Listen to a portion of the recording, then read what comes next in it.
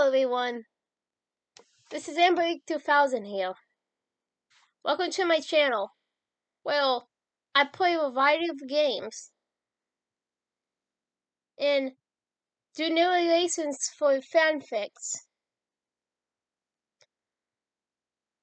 I'm really hoping you enjoy my content.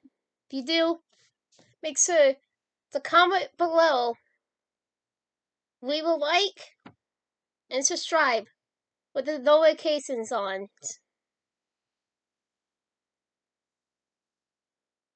Right, until next time, this is AmberAnkNA. Welcome to my channel. So, hi! Hello everyone and welcome to Sacrifice, A Life is Strange Story, Chapter 10, The Return. But I won't cry for yesterday. There's an ordinary world. Somehow I have to find, and as I try to make my way to the ordinary world, I'll learn to survive. Ordinary world. Doan.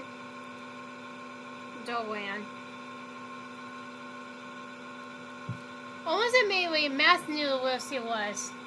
This darkroom had a feeling of evil and fear that permeated the air, and Matt felt it as soon as he arrived in the room. Thankfully, Matt realized she was around the corner near the large metal door that led into the butler. She could hear people on the other side of the wall and the current. Slowly and stealthily, she slipped to the edge of the wall and peered around the corner. Sitting on the little couch in the middle of the room, she could see Nathan working on some of the camera equipment. His back was to her, and he was obviously focused on fixing it.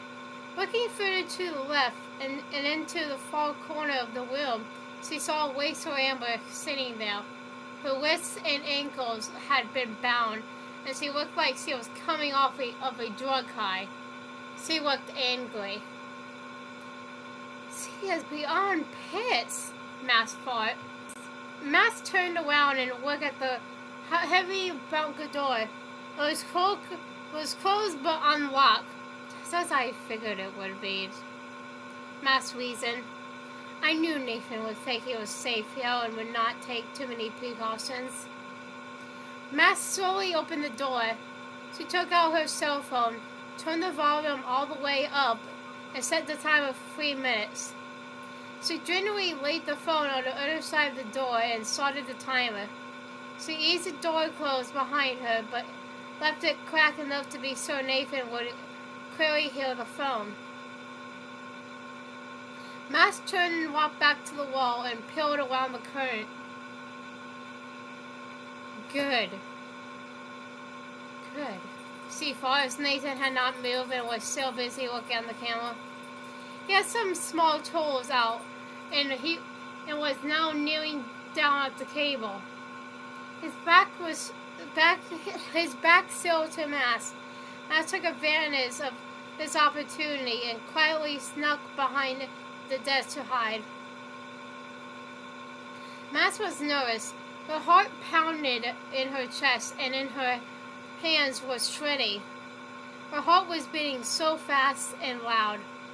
She was sure Nathan would hear it. She knew if she failed, Nathan would kill her and Rachel. She could not fail. She would not fail. Matt waited and waited. This is the longest 3 minutes of my life, she thought to herself. About that time, she heard her alarm go off. She peeked over and could see Rachel, who looked confused. Nathan has jumped up, camera pieces flying. Good, Matt thought. Nathan is so effing predictable. What the F is that? Nathan screamed. Who the F is hit there? He immediately sprinted from the room, and Matt could hear the metal door open further. Now's my chance, Matt thought. She grabbed her small knife and ran over to Rachel. Rachel was shocked and amazed. Matt could tell that she wondered where Matt came from and what was going on. Matt slowly lifted Weasel's hands and whispered, "Open your hands." Weasel bit her wish to try to open her hands as much as they could. Matt reached around her neck to remove Chloe's necklace. She drained away so Weasel could see it. Matt could tell Weasel immediately and recognized her. She quickly dropped it in Weasel's hand and helped Weasel coil her fingers around it to hold it. Matt could tell Weasel understood the gesture. Weasel's eyes immediately shifted their gaze to her bracelet. Matt saw that Weasel recognized it, of course. "I'm sorry," Matt whispered. "Weasel, don't worry. I am here to help you," Matt whispered. "I am going to cut you loose, but do not move. Weasel will come back in. That will distract him. I will have his attention. He will expect you to be free. Do what you have to do. Do you understand?" Weasel cautiously nodded as Matt stripped the tape binding her hands and feet. Liz did not move, but worked her hands and ankles free to make sure the tape was separated. Matt ran back over to her hiding place. A few moments later, Nathan walked back in holding Matt's phone. Matt could tell he was scrolling through pictures and numbers. Nathan turned to Weasel. "What the hell did you do? Whose phone is this?" He walked mercilessly towards Weasel and leaned down to get into her face. How the hell should I know? You had me locked up in this hole for days now. Weasel spat at Nathan. "F you!" "It's now or never," Matt thought. Mustering every ounce of strength and bravery she could find, she stood up from behind the desk. "Hey, push shot!" Matt said loudly. Nathan turned to look at her, his mouth open in a state of shock. He clearly was not expecting anyone to be there. "Who are you? Who the F are you? How the F did you get in my dark room?" Nathan screamed. Matt could see the anger building up in him. "It doesn't matter who I am. I'm here to stop you and free her." Matt responded with a nod towards Weasel. She continued, "I know who you are, Nathan Prescott. You are a weak asshole who is a somewhat bigger asshole. You are a spoiled wisp brat who thinks because you are rich that you get in your way. What's the matter, Nathan? Daddy's money running out? Mr. Jefferson no longer supporting your little side project? Your therapist turned you away? Oh, woe is me. Poor little Nathan. Now you have been caught and your life is about to go straight to hell? You'll look damn good in some prison stripes. I hear they take good pictures in prison.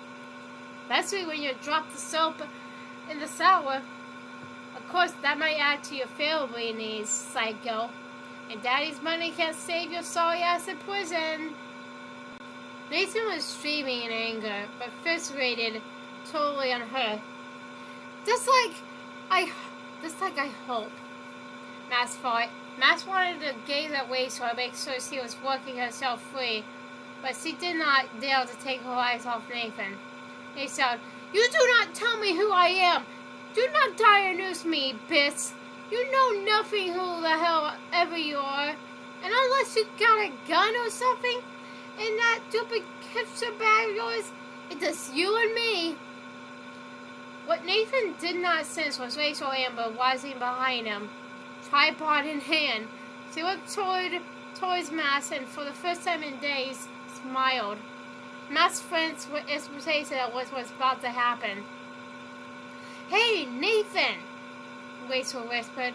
"Really, I mean it. F you, asshole." Nathan twisted around and realizing Rachel was standing, he froze. Out of the corner of his eyes, he saw a dark metal object coming toward his head, but there was nothing he could do.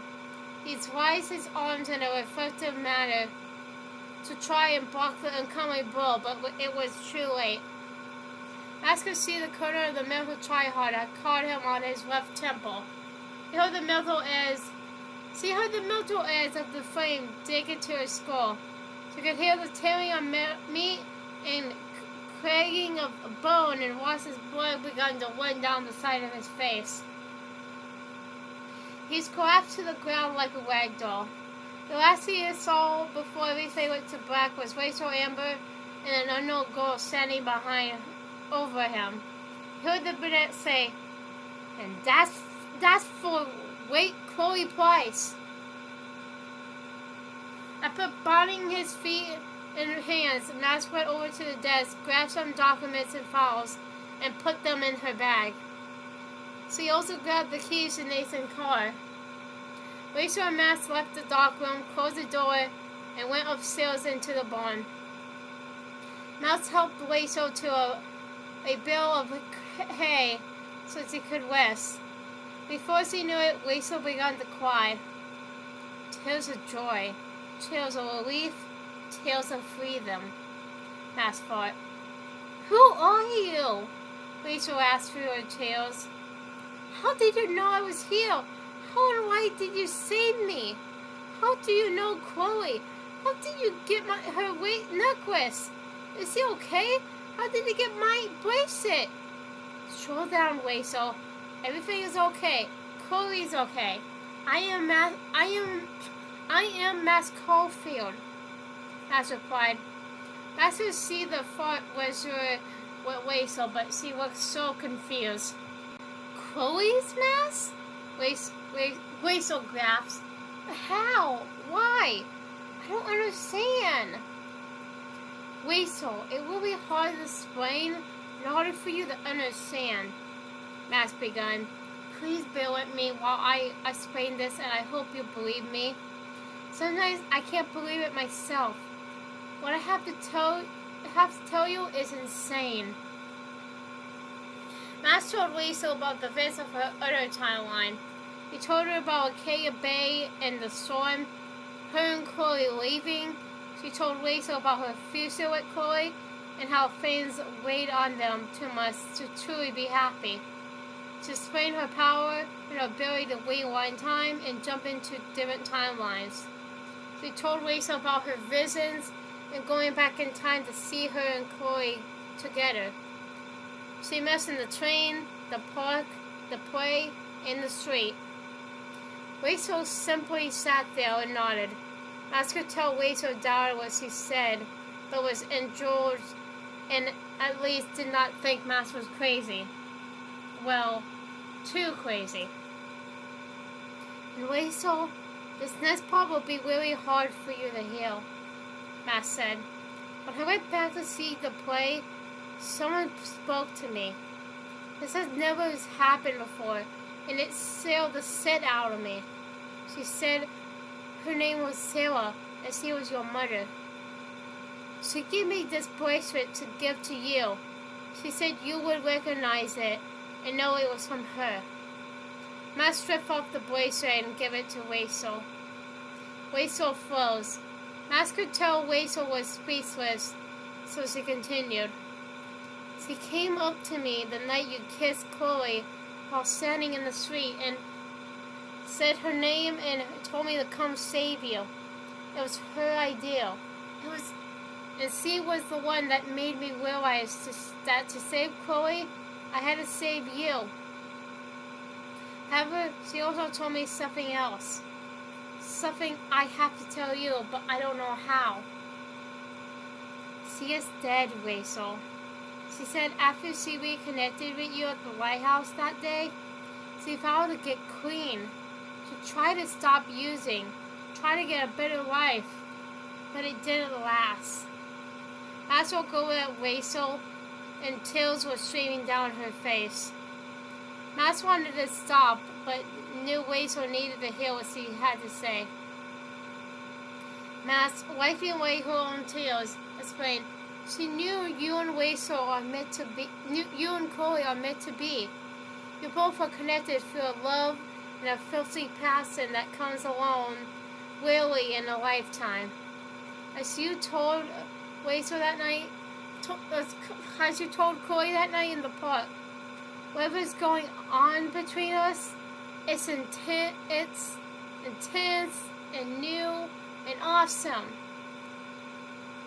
So that you know it too. Rachel looked surprised and shocked that Max quoted her own words back to her. Max could see that Rachel was beginning to accept what she was hearing. Rachel, you have to go back to Chloe. She needs you, and you need her. There's no other way. You're meant to be together. So please, Rachel, don't worry about leaving Arcadia. Don't worry about what you want. Please, please help me save Chloe. Rachel looked up at Max and through her tears. Max, I know Chloe loves you and you will always be that special someone in her life. She does not deserve someone like me. I lied to her and cheated on her. I treated her like shit. She deserves someone like you. Someone who loves her more than I can. Heck, she doesn't stop talking about you. Matt smiled at Rachel and said, I love her too, Rachel. More than words can say, but we can never be. Universe or fate or destiny would never allow Chloe and me to be together.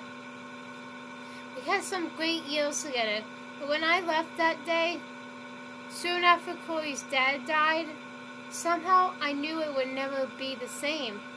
I love her and will always love her, but we cannot be. You and she are meant to be together. I know that now, and Sarah knew that. Go to her, Rachel. Find that love, that passion that connects your souls. It's always been there, and it's still there. But you have to find it again. Hug her, hold her, and never let her go. Above all else, don't stop loving her. Rachel protested. What about you? Matt smiled, a small smile that tried to hide the sadness behind it. Don't worry about me, Matt began. To ensure Chloe's safe and happy, I know I have to leave. I cannot be a part of Chloe's life. I cannot try and find her. I cannot keep causing her pain and loss. If I am around, she will never live her life she is meant to. So I am going to leave. She patted her tote bag. I have my camera, so I am going to travel the world and take pictures and live through my photography. This is what I always wanted to do. Even back when Chloe and I were younger, before I left Seattle, I wanted to travel and take pictures. Max knew she was not doing a good job hiding her pain. Rachel could see right through her. Max reached inside her bag. Rachel, she continued, we do not have much time. You need to take these documents to the police. They have all the incriminating evidence you need. See that Nathan and Gibson are put away for a long time. Rachel took the letters and pictures from Max. I will, Rachel responded. And lastly, I have one more thing to ask of you. Max said as her hand slipped into her pocket. Please give this note to Chloe. Not right now, but when you believe the time is right. It's for her. You can read it with her if you want. It's nothing secret. Can you do me this last favor? Of course, Rachel answered. Oh, Max, I just met you, but I feel like I have known you forever. I would give anything for you to be a part of my life and Chloe's. I know you think you can't, but please reconsider. Max simply looked down and shook her head. Rachel continued. No matter what, though, thank you. I can't say it enough, and words would fail me, but thank you. Thank you for saving me, and thank you for saving Chloe. Thank you, Max. Here, take this. Rachel handed Max her bracelet. keep it. Use it to remember me and Chloe and to remember what you give us. When you look at it, think about the chance you give us. Matt smiled at Rachel and willingly accepted the bracelet. Rachel and Matt got up and walked out of the barn. Rachel turned to Matt and well would hug her. Matt handed Nathan's keys and Rachel got in the car. She dropped the files and documents in the passenger seat, started the car, and drove off. She looked back at Matt and Matt waved. Finally, after all these months and years, Matt was at peace. She felt like she did everything she could to save Chloe. It was up to Chloe and Rachel now. It was up to fate and destiny. The same fate and destiny that made sure her and Chloe could never be. And Matt started down the dirt driveway. She looked off into the woods. She caught a glimpse of the deer, a small tan doe, so beautiful and happy. Flying around it was a glorious blue butterfly, the color of the brightest blue Matt had ever seen. The two creatures seemed to be enjoying each other's company. No time together. Almost playing together, Matt thought. Matt reached into her bag to grab her camera. She wanted to capture this scene. This moment so she could remember everything that she, Chloe, and Rachel went through. As she was reaching in her bag, it swept off of her shoulder and startled her. In response, she was saying, "Oof." The noise startled the young doe and bonnet off. Frustrated, Matt immediately tried to rewind. Insistently, she held out her hand and stopped herself. It no longer matters, she thought. She had saved Rachel and she hoped that she'd give Chloe the future she so deserved. Power or no power, Matt had the open world before her and looked forward to discovering what fate and destiny hold for her. Her future was unwritten and she liked knowing that it was now up to her. Not fate or destiny or some song. It was her future. And it was their future. Rachel's and Chloe's. She thought of them and smiled and she hoped that they may have a lifetime of joy and happiness together. Hi everyone. This is AmberAnkNA 2000 again. Well, I hope you enjoyed the video. Because, I really did enjoy making it. But, so I hope you enjoyed it. Comment, like, and subscribe with the notifications on down below. Till next time, bye!